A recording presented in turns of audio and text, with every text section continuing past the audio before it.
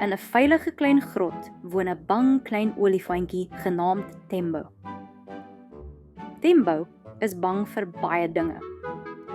Harde geleide, hoë plekke, skoenlappers en selfs sy eie skaduwee. Een oggend vroeg ontstaan 'n brand omdat iemand op kampvuur nie behoorlik geblus het nie. Hoe gevaarlik!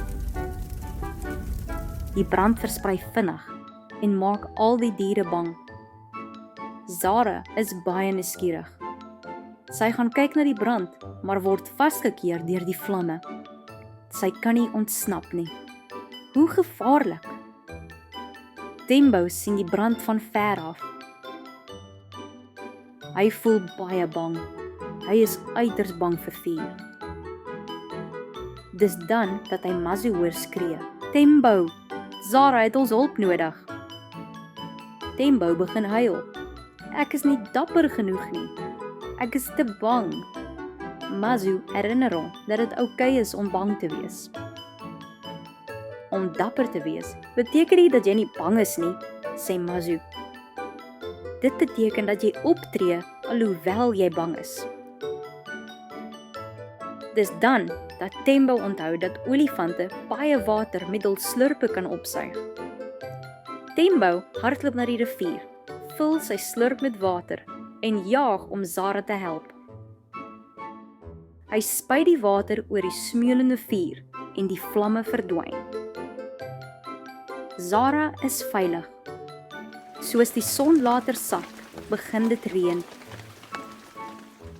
En al die ander diere is veilig.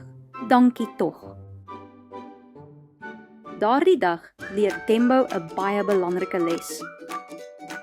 Om dapper te wees beteken nie dat jy nie bang is nie. Dit beteken dat jy optree alhoewel jy bang is.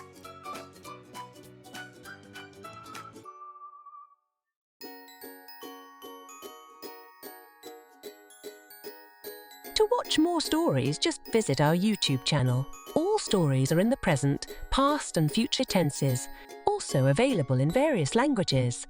How great! Also, members of the Abuti Academy get access to workbooks and much more. Visit our website to find out more about all the language learning materials that we have to offer.